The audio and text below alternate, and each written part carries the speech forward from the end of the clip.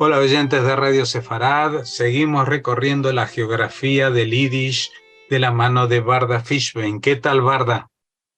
Hola Jorge, hola a los oyentes de Radio Sefarad. Bueno, hoy vamos a iniciar el camino por la ciudad quizás más significativa del Yiddish, al menos durante una época, como es Varsovia, en Yiddish Barshe, que albergó una comunidad judía muy importante y que desgraciadamente también protagonizó algunos de los momentos más terribles de su desaparición.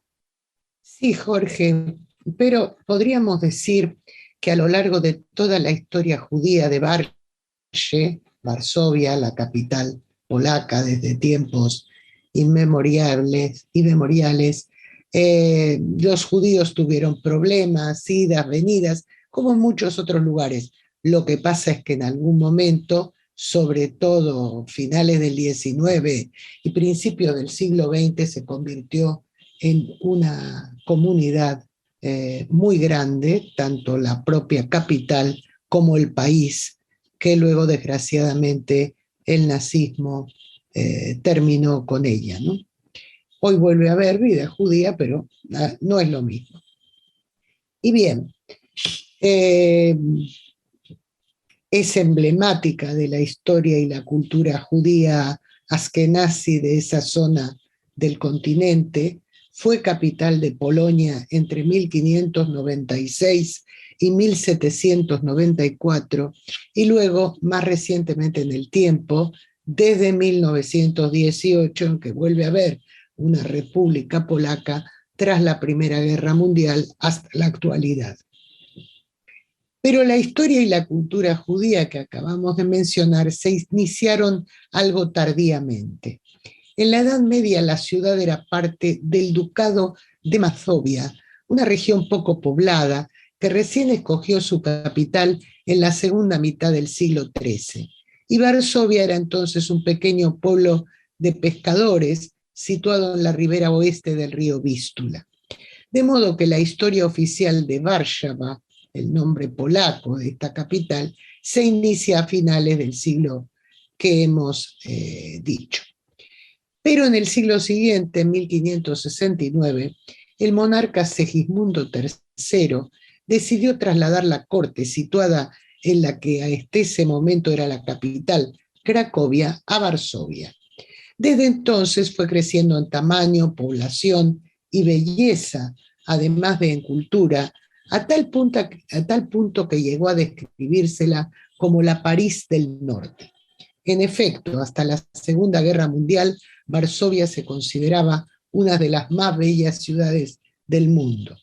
Y si bien resistió los primeros bombardeos nazis de 1939, al final de la guerra se hallaba prácticamente en ruinas.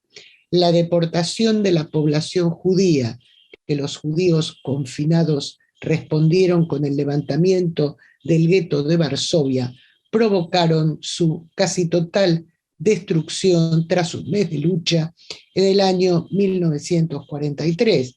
Y eso no fue todo. La población polaca se rebeló también ante la ocupación en los meses de agosto y hasta octubre de 1944, revuelta que se saldó con la devastación urbana total que hemos mencionado.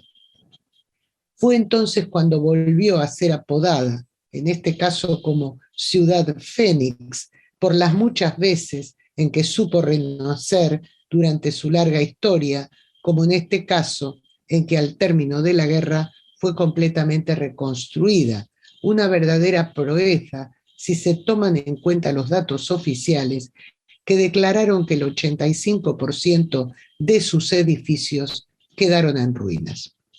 Pero volviendo a su fundación allá a finales del siglo XIII, como se ha dicho, lo más probable es que hubiera ya entonces población judía en la pequeña ciudad que habría tenido su origen en un primer grupo de inmigrantes que se habrían dispersado por toda Polonia. Pero los primeros documentos que se refieren a los judíos datan del año 1414, un siglo más tarde. Ya había en ese momento en el casco antiguo de la ciudad una calle llamada Zidovska, de los judíos, quiere decir, donde se entiende que vivían por lo menos algunas familias.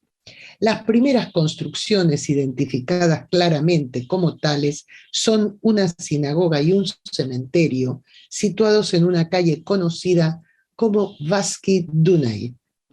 Hacia el año 1469 se habría estado planificando un proyecto estatutario para la Keilah que finalmente no se convirtió en realidad. La burguesía cristiana sentía mucho odio hacia los judíos por la competencia económica que representaban para sus negocios y exigieron su expulsión, la cual se produjo, y no solo entonces, sino en varias oportunidades. 1455, 1483 y 1498. En su empeño antijudío, los burgueses apelaron a los príncipes mazovianos para que estuvieran de su lado y contra los judíos. Por otra parte, el predicador Juan de Capistrano, en su prédica hostil hacia Juan Hus, fundador de la iglesia husita, viajaba de ciudad en ciudad y de pueblo en pueblo, por lo que ha sido mencionado en otras visitas de la geografía del Yiddish. Al mismo tiempo que se ensañaba con dicha iglesia heterodoxa, emitía un mensaje de odio acérrimo contra los judíos. Es bastante probable que entre los años 1498, la tercera de las expulsiones decretadas por el decreto Non Tolerandis Judaeis, es decir, decreto de no tolerancia a los judíos, y el año 1524, probablemente hayan desaparecido casi totalmente de Varsovia o Varshe, como la llamaban en Yiddish. Sin embargo, volvieron 3 años más tarde, en 1527. No obstante, un nuevo decreto firmado por el primer rey Segismundo de la dinastía determinaba otra vez la expulsión de los judíos apenas estos habían vuelto, pero al parecer las autoridades no conseguían aplicarlo eficazmente, de modo que en el año 1570 su sucesor, el rey Segismundo II, reforzó y amplió dicho decreto. Los judíos podían trasladarse a Varshe durante las 2 semanas anteriores y posteriores a la reunión del Seim, o Dieta, el Parlamento Nacional. Los representantes del Consejo de las 4 Tierras, asimismo, podían visitar la ciudad para sus negociaciones con el rey y con la Shlachta, la nobleza polaca. Otras maneras de vivir o residir durante periodos largos en Varsovia solo eran válidas para los judíos más adinerados. Por ejemplo, los polacos que eran dueños de propiedades, tenían la clasificación jurídica, cuya traducción significa enclaves jurisdiccionales.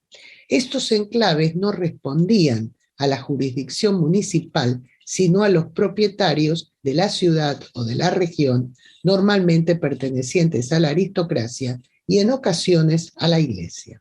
Era en estos sitios donde las minorías rechazadas o hostigadas por la burguesía urbana, como los judíos, protestantes o los artesanos y comerciantes no agremiados, solían refugiarse.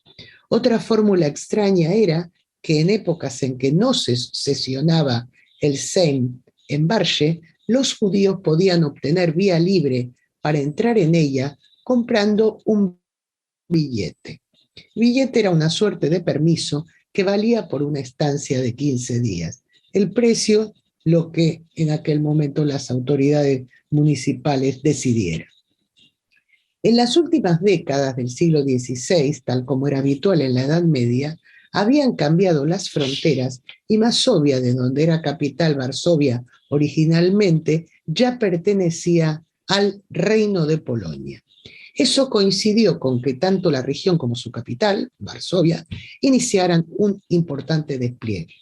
2 de los hechos que refrendan esta situación fueron los ya mencionados sobre que en el anterior decenio de 1550 el Parlamento comenzó a tener sus sesiones en la ciudad. y que el rey Segismundo III pasó a considerar como su residencia principal la que tenían en esa villa. La prosperidad se expresó también en el crecimiento de la población varsoviana, que para el año 1655 ya contaba con unos 18.000 habitantes. Desafortunadamente esto no duró. Las guerras polacas o suecas fueron una ruina que dejó miles de muertos entre la población, mermando su número hasta llegar a ser solamente 6.000 vecinos, es decir, la tercera parte.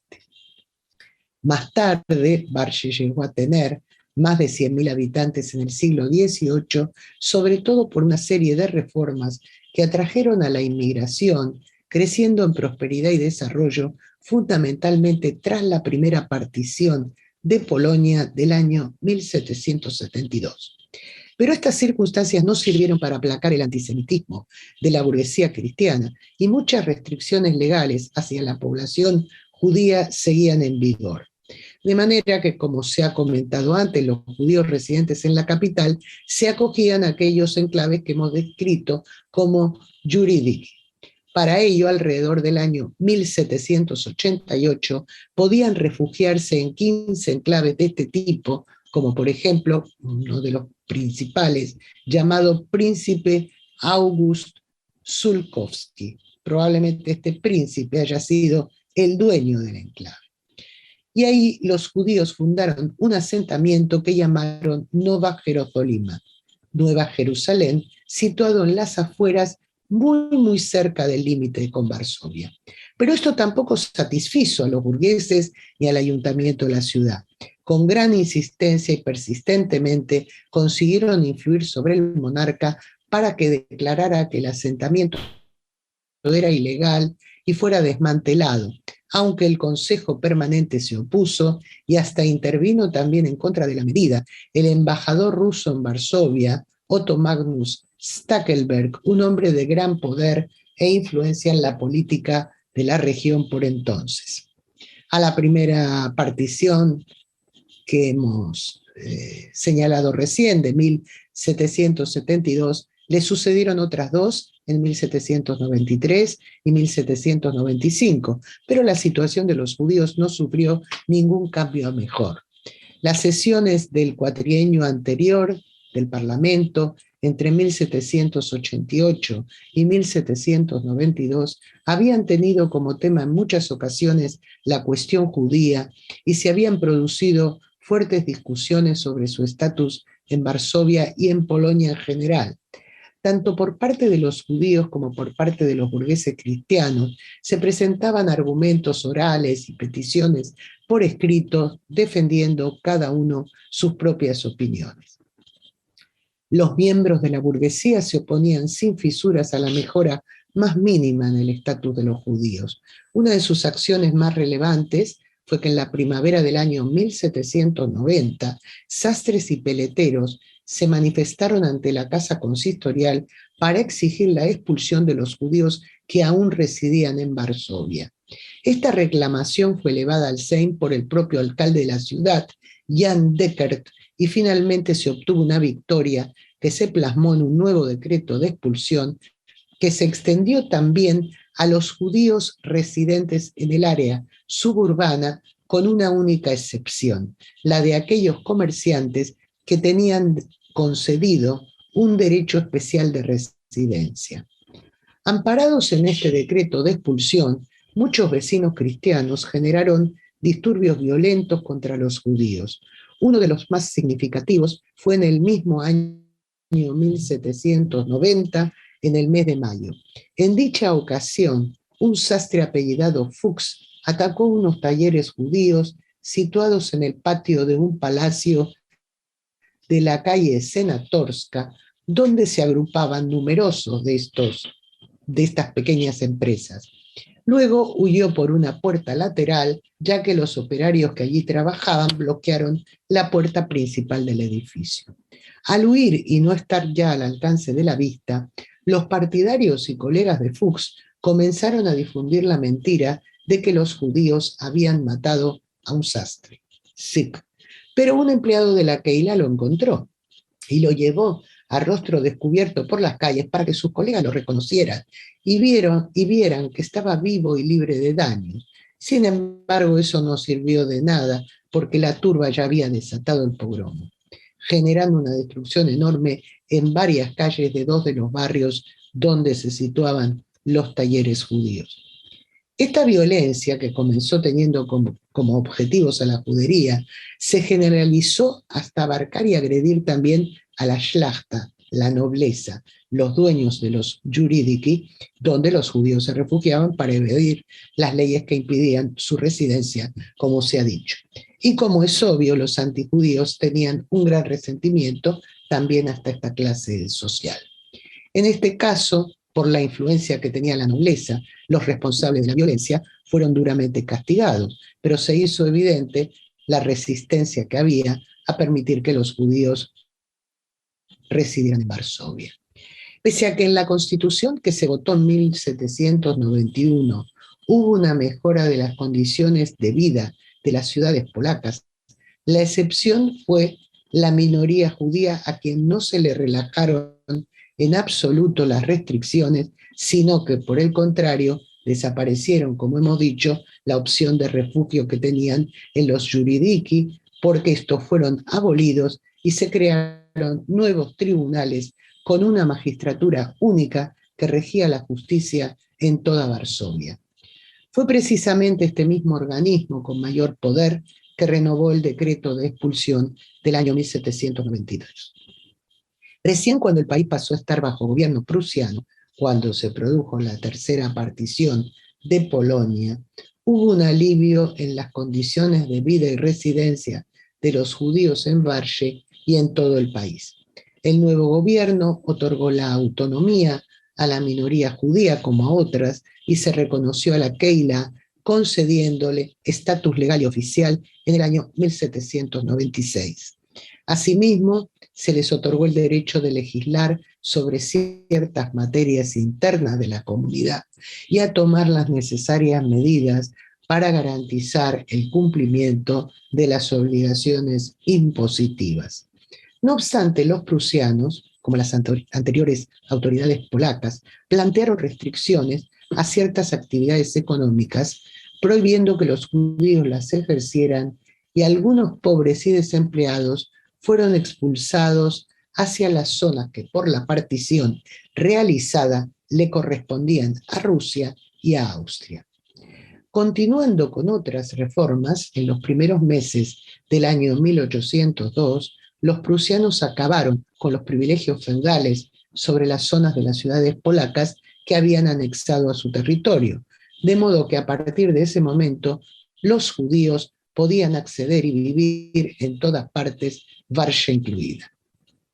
Como es de suponer, estuvieron conformes con estos hechos y acusaron a los judíos de ser una herramienta del gobierno prusiano y por lo tanto anteponiendo sus intereses a los de Polonia.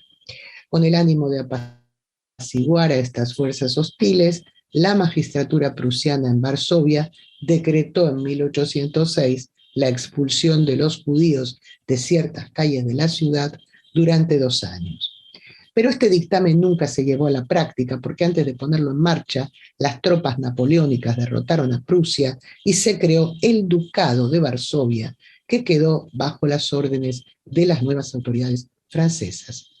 El ducado adoptó las mismas pautas constitucionales de la Revolución Francesa, como por ejemplo su artículo 4, que ponía que todos los ciudadanos son iguales ante la ley.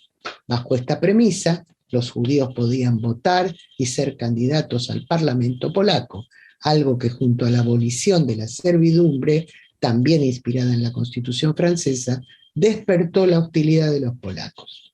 De manera que en el año 1808 la cadena se partió por el eslabón más débil, es decir, la minoría judía, que vio cómo se retrasaba la concesión de derechos civiles plenos a los miembros de la Keilah. El presidente del Ayuntamiento de Varsovia, Pavel Bielinski, no reconoció a la comunidad judía oficial y a cambio nombró un síndico para que la administrara. Un año más tarde, Bielinski se vio obligado a reconocer los derechos de residencia de los judíos como marcaba la ley y a aceptar a la Keilah como el gobierno para decidir sobre los asuntos comunitarios. Pese a que siguieron los intentos de exclusión de los judíos del casco histórico y de varias arterias principales de Varshe, no pudo llevarse a cabo del todo, pero quienes lo intentaron y hostigaron a los judíos para obligarlos a marcharse tampoco fueron sancionados. Los miembros de la comunidad vivían en una alta concentración en la zona norte de la villa, que retuvo su idiosincrasia judía hasta la destrucción que perpetraron los nazis en 1943 de la Varshe judía. Y bien, hasta aquí, Jorge, nuestra primera visita a la antiquísima historia de Varsovia. Y de entre los muchos destacados vecinos de Varshe, nos vamos a centrar en primer lugar en Yehuda Leib Alevi Ashlag, cuyo nacimiento tuvo lugar en el año 1884. Se lo conoce también como el Baal Hasulam, o el autor de la escalera, ya que ese es el título que le dio a un comentario que escribió sobre el Zohar, el libro del esplendor, un tratado cabalístico. Precisamente, además de rabino, el Baal Hasulam fue un importante cabalista, fundador de un centro de difusión de esta espiritualidad judía, cuyo legado fue recogido y continuado por sus discípulos. Se dice que comenzó a estudiar la Cábala con solo 7 años, leyendo el libro Etz Haim, el árbol de la vida, del erudito Chaim Vital, y que a los 12 estudiaba el Talmud en solitario. Por sus enormes conocimientos recibió el título de rabino de Varsovia con solo 19 años. Aprendió alemán e insólitamente decidió leer a Hegel, Marx, Nietzsche y Schopenhauer. Decidido a acabar con el ocultismo de la Cábala, Rabbi Ashlag la reinterpretó y contribuyó en gran medida a su difusión. Su comentario sobre la obra de Luria ofreció una interpretación sistemática de la herencia y las enseñanzas de este rabino, el Arizal Akadosh, como era apodado. Fue la primera vez desde el siglo XVIII, desde que grandes sabios como el Baal Shem Tov, Moshe Haim Luzzatto o el Gaón de Vilna, entre otros, dieron a conocer sus comentarios sobre los textos de Luria. Ashlag trabajó sobre la transformación de la conciencia humana desde lo que llamó el deseo de recibir al deseo de dar, es decir, desde el egocentrismo al altruismo. Recordemos que Kabbalah procede del verbo hebreo lekabel, recibir. En otro orden de cosas, este sabio escribió cánticos y compuso melodías en los que expresaba sus sentimientos espirituales. Generalmente se inspiraba en textos cabalísticos. Rabbi Ashlag falleció en Jerusalén en el año 1954. Y hasta aquí, Jorge, nuestra primera visita a Varshe o Varsovia. Bueno, una visita que ha dado para mucho, pero que seguiremos recorriendo en las próximas entregas. Muchas gracias y hasta la próxima. Hasta la próxima, Jorge.